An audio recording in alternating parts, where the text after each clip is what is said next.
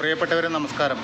കേരളത്തിലെ സർക്കാർ ആശുപത്രികളിൽ വർഷങ്ങളായി DYFI നടത്തിവരുന്ന ഭക്ഷണ വിതരണം അവസാനിപ്പിക്കുമെന്ന ആരോഗ്യമന്ത്രിയുടെ പ്രഖ്യാപനം പ്രതിഷേധാർഹവും മനുഷ്യത്വരഹിതവുമാണ്.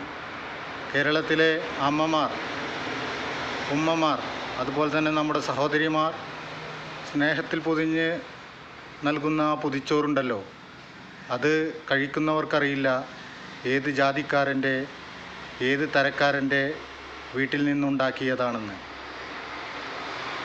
അതുണ്ടാക്കി കൊടുത്തയക്കുന്നവർക്കറിയില്ല ഇതാരാണ് കഴിക്കാൻ പോകുന്നതെന്ന്. അവർക്കൊക്കെ അറിയുന്ന ഒന്ന്, വിശപ്പിന് രുചിയുടെ മതം മാത്രമേ ഉള്ളൂ എന്നതാണ്. DYFIയുടെ ഹൃദയപൂർവ്വം പ്രവർത്തനം തുടരുക തന്നെ ചെയ്യും. വിശപ്പുള്ള മനുഷ്യൻ്റെ മുന്നിൽ രാഷ്ട്രീയം കൊണ്ടുവരാൻ ശ്രമിക്കുന്ന ഏത് തീരുമാനത്തെയും ജനങ്ങൾ തിരിച്ചറിയണമെന്നാണ് അഭ്യർത്ഥിക്കാനുള്ളത്.